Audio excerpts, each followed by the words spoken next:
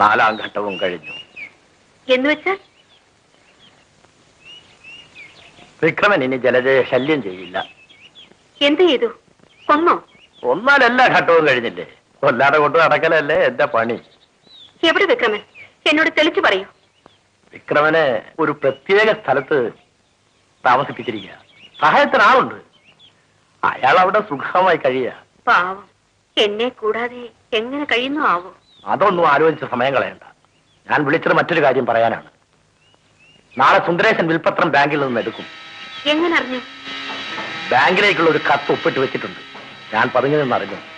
അതാണെന്ന് എങ്ങനെ അറിയാം? ആ സമയത്ത് ഞാൻ കയറിച്ചിരുന്നു. അയാൾ വിയർത്തിരുന്നു. അയാളുടെ മുഖം വാടിയിരുന്നു. നാളെ വാങ്ങി. എന്നിട്ട് ജലജയുമായി സമ്പർക്കം പുലർത്തും. അപ്പൊ ശരിക്കങ്ങ് കൈകാര്യം ചെയ്തേക്കണം. അത് അത്ര എളുപ്പമല്ല. ഒന്നുമില്ല, പണം ആർക്കും കഴിക്കില്ല ജലജ, ആ മണ്ടം വിക്രമൻ ഒഴികെ. തമ്പുരാട്ടി അന്വേഷിക്കും.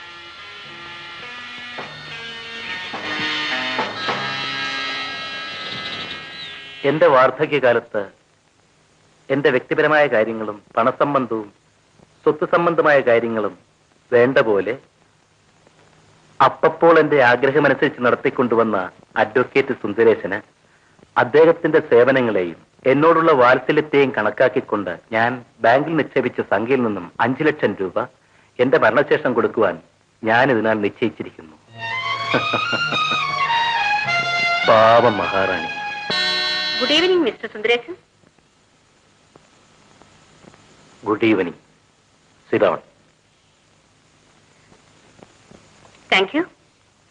വിൽപ്പത്രം കണ്ടില്ലേ?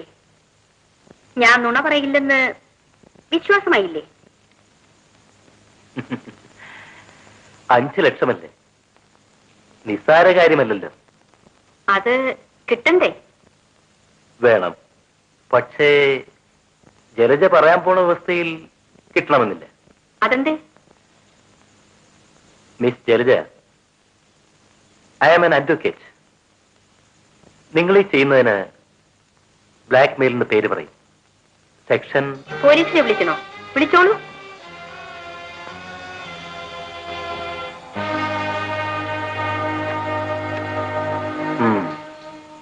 നിങ്ങളുടെ വ്യവസ്ഥകൾ എന്തൊക്കെയാണ്? നിസ്സാരം. ആ വിൽപ്പത്രം എനിക്ക് വേണം. വിൽപ്പത്രമോ? എന്തിന്? അതുകൊണ്ട് എന്ത് ചെയ്യാൻ? അക്കാര്യം ജലജയ്ക്ക് വിശദീകരിക്കാൻ കഴിയില്ല. പാവം പെണ്ണല്ലേ. അതുകൊണ്ട് സഹായിക്കാൻ വന്നതാണ്. വിരോധം ഉണ്ടാവില്ല എന്ന് വിചാരിക്കുന്നത്. ജലജ, നമ്മുടെ പദ്ധതിയിൽ സാറിനെ കൂടി ചേർത്തേക്കാം. സാറൊരു പാവമല്ലേ. നമുക്ക് സമയം കളയണ്ട. ഞാൻ പറയാം. മഹാറാണിയുടെ വിൽപ്പത്രം ഞങ്ങൾക്ക് വേണം. അതിലൊരു സൂത്രം ചെയ്യാനാണ്. ചെറിയ ചില മാറ്റങ്ങൾ വരുത്താനുണ്ട്. മാറ്റങ്ങൾ വരുത്താനോ? സാറിന്റെ പേരിലുള്ള 5 ലക്ഷം രൂപ മാറ്റില്ല. മഹാറാണി മ്യൂസിക് റിസർച്ച് അക്കാദമിക്ക് 50 ലക്ഷം രൂപ വെച്ചിട്ടുണ്ടല്ലോ. അതൊരാവശ്യമാണ്. അത് മഹാറാണിയുടെ ചെറുമകൻ വിക്രമരാജയ്ക്കുള്ളതാണെന്ന് മാറ്റി എഴുതണം. അത്രേ. ഞങ്ങൾക്കൊന്നും വേണ്ട. വിക്രമരാജ ഒരു പാവമാണ്. ഇപ്പൊ വളരെ കഷ്ടത്തിലാണ്. എന്തെങ്കിലും ആ പാവത്തിന്റെ പേർക്ക് എഴുതി വെച്ചില്ലെങ്കിൽ എനിക്കൊരു മനസമാധാനവും വരില്ല.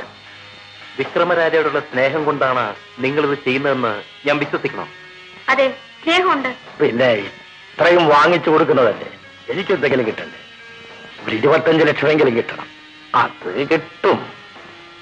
അപ്പോ വിൽപ്പത്രം ഞാൻ നിങ്ങളെ ഏൽപ്പിക്കണം അല്ലേ?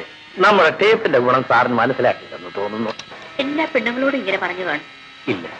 എന്നാൽ സത്യം ചെയ്ത് പറയും. എന്താ? അഡ്വക്കേറ്റ് എൻ സുന്ദരേശനായ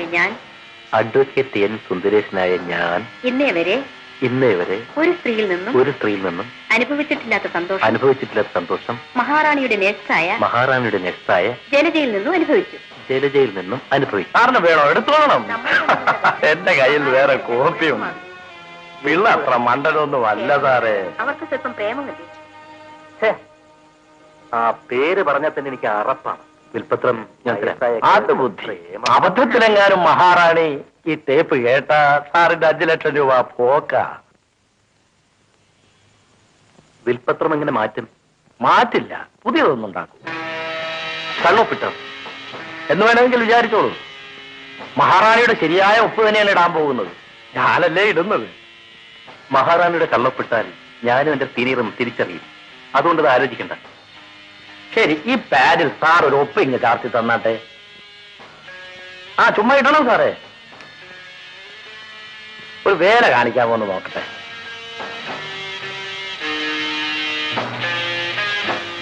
നോക്കട്ടെ.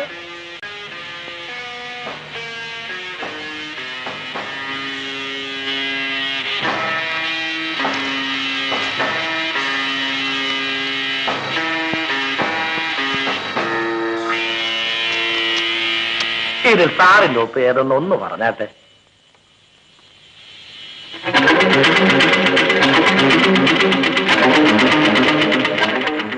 തിരിച്ചറിയാൻ പറ്റില്ല സാറേ, ഇതൊരു കലയാണ്, എന്നെ കൊണ്ടേ പറ്റൂ. ശരി, മഹാറാണിയുടെ കള്ള ഒപ്പിടാം. എന്നാലും സാക്ഷികൾ വേണ്ടേ? എന്റെ സീനിയർ മിസ്റ്റർ പ്രഭാകരൻ ഒന്നാം തരം ക്രിമിനൽ അഡ്വക്കേറ്റാണ്. സംശയം തോന്നിയാൽ പോലീസിൽ അറിയിക്കും. അതിനാണ് സാറ് സഹായിക്കേണ്ടത്. പ്രഭാകരൻ സാറിന് ഒരു 5 ലക്ഷം രൂപ ഞാൻ എഴുതി വെച്ചേക്കാം. ഞാനാണ് കൊടുക്കുന്നതെന്ന് അറിയണ്ട. പക്ഷേ വില്ല് പ്രകാരം സാറിന് ഇത്രയും സംഖ്യ കിട്ടുമെന്ന് പ്രഭാകരൻ സാറിനോട് സാറൊന്ന് സൂചിപ്പിച്ചേക്കണം. അപ്പൊ പിന്നെ ശല്യമില്ലല്ലോ. ഇത്രയും ഞാൻ ചെയ്തു തന്നാൽ ഈ ടേപ്പും ഇതിന്റെ കോപ്പിയും എനിക്ക് മടക്കി തരില്ലേ? അത് തരില്ല. പക്ഷേ അതുകൊണ്ട് പിന്നെ സാറിനൊരു കുഴപ്പവും ഉണ്ടാവില്ല.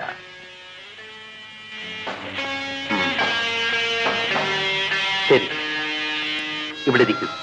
വിൽപത്രം ഞാൻ എടുത്തുണ്ട്. 5ാം ഘട്ടം കഴിഞ്ഞു. സാറ് പ്രഭാകരൻ സാറുമായി സംസാരിച്ചോ? ഇല്ല, സംസാരിക്കാം. പെട്ടെന്ന് പറ്റില്ല, സാവധാനം ചെയ്യാം. ആ, അദ്ദേഹത്തിന് ഒരു വീതം എഴുതിയിട്ടുണ്ടല്ലോ. ആരെയും വിട്ടിട്ടില്ല. മ്യൂസിക് റിസർച്ച് അക്കാദമി മാത്രം വിട്ടുകളഞ്ഞു, അത്രേ ഉള്ളൂ. ഈ പണമില്ലാതെയും സംഗീതം വളരും. അപ്പോ നമ്മൾ ചെയ്യുന്ന കാര്യം അത്ര മോശമാണെന്നൊന്നും പറഞ്ഞുകൂടാ അല്ലേ സാറേ? അതെ. സാറിനിപ്പോ കേസൊന്നും ഇല്ലെങ്കിലും ഒരു വക്കീലാണല്ലോ. എല്ലാം ശരിയാണോ ഒന്നൊന്ന് നോക്കിയാട്ടെ.